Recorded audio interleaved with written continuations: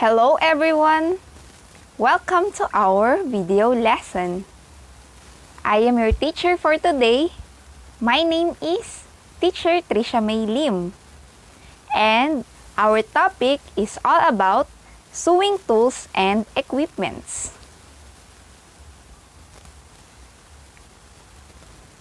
But first, let us know what are the objectives. Number 1, identify the different sewing tools and equipment. Number 2, draw at least one sewing tools and equipment.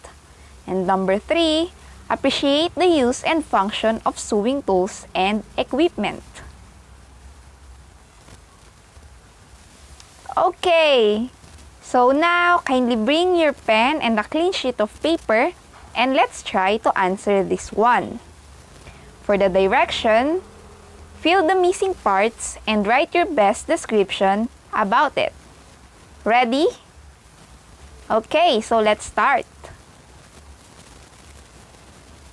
Number 1. What do you see in the picture? Number 2.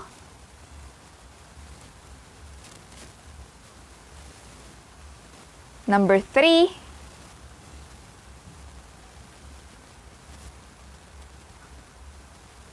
Number 4.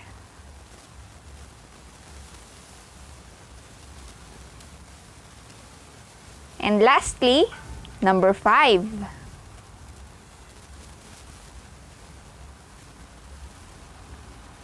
Okay. Great. Let us now start our discussion about sewing tools and their uses. We all know that there are many sewing tools and uses. For the number 1, we have chalk wedge or pencil. A chalk wedge or with these tools, it is simple to accurately copy design line and construction markings. Chalk rubs off easily, so mark the fabric just before you start to sew. Number 2, dress model. A dress model allows you to create your own patterns. They also allow you to tailor and fit garments to specific measurements. Number 3, fabric marking pens.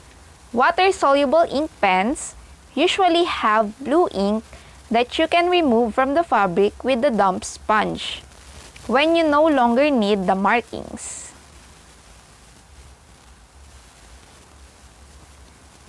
Next, we have sewing machines, the most important piece of equipment in a sewing room. It is very important to have the machine set up correctly for your use, on a firm base and at an ergonomic height. Next, needles. A sewing needle, used for hand sewing, is a long, slender tool with a pointed tip at one end and a hole or eye at the other.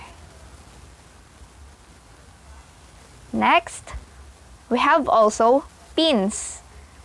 Pins used to hold fabric together prior to sewing. They temporarily hold the fabric in place when attaching and cutting patterns or while sewing. We also have these pinking shears. Pinking shears have zigzag blades that cut pink edge.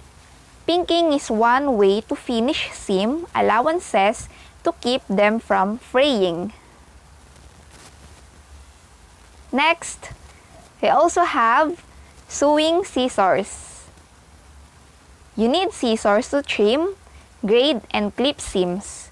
Most sewing scissors are 6 or 15.2 centimeters long with one sharp point and one blunt rounded point.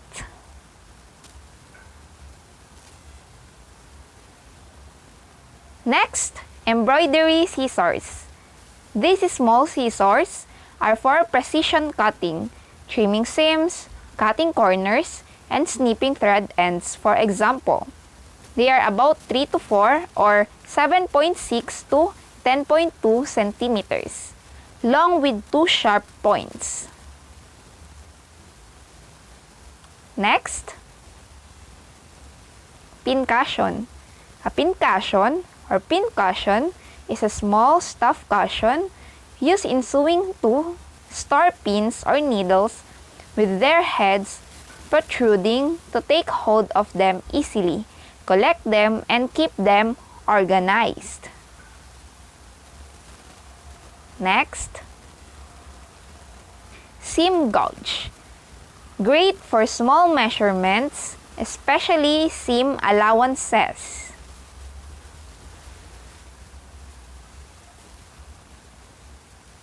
Sewing threads. The basic function of a thread is to deliver aesthetics and performance in stitches and seams.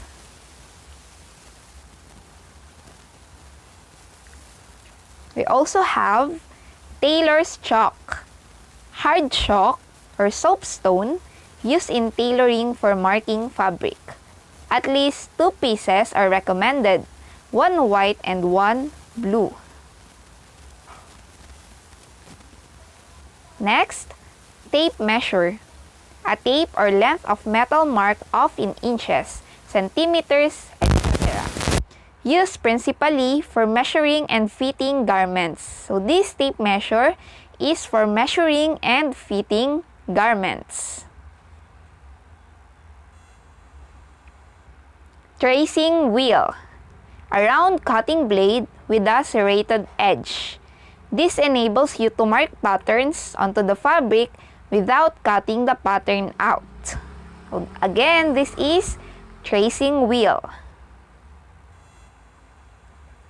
Next, we also have the transparent ruler, measuring straight lines, seam lines, quilting lines, pattern seam markings.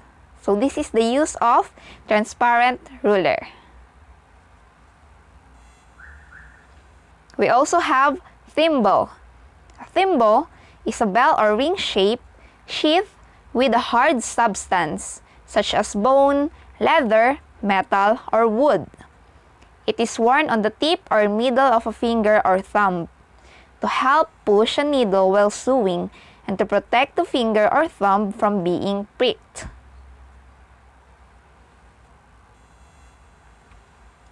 We also have ruler.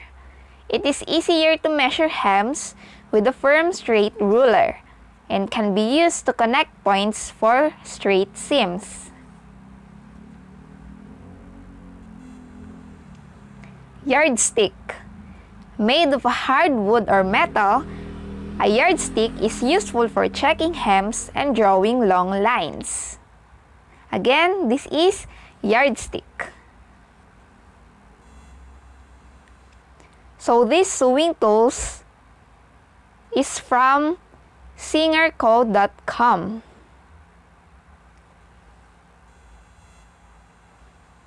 Alright, so let us now go to our assessment or activity. So for your activity,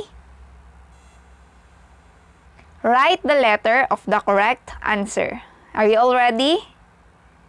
Are you already ready? Okay. Number 1, have a zigzag blades that cut a pink edge. Is it A, tape measure, B, pinking shears, C, needles, D, ruler, E, tailor's chalk? Okay. Number 2, it is easier to measure hems with a firm and can be used to connect points for straight seams. Is it A, tape measure, B, pinking shears, C, needles, D, ruler, or E, tailor's chalk? Next, number 3, used for measuring and fitting garments. Is it A, tape measure, B.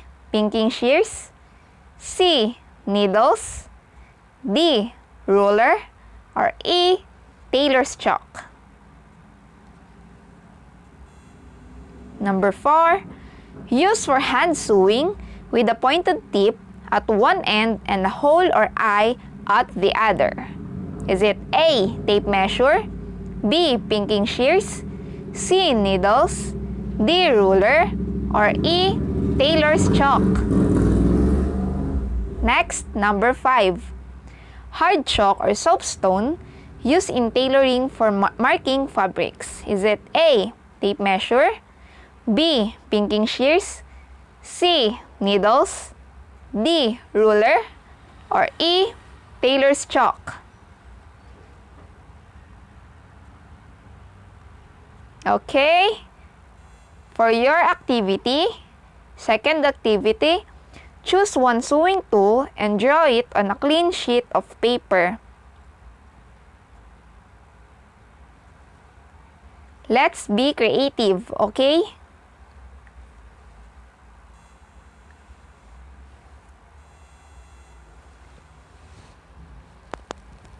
Because we all know the sewing tools and their different uses, let us wrap up all the discussions. Number 1, sewing tools have different parts and their uses. Are you agree?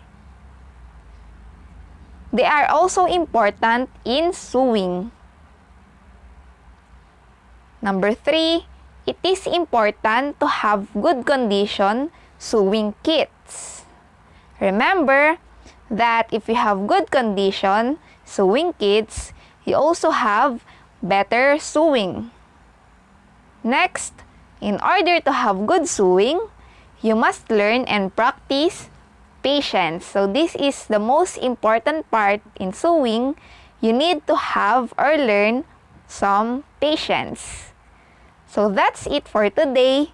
I hope you learned something. Thank you, everyone. Stay safe.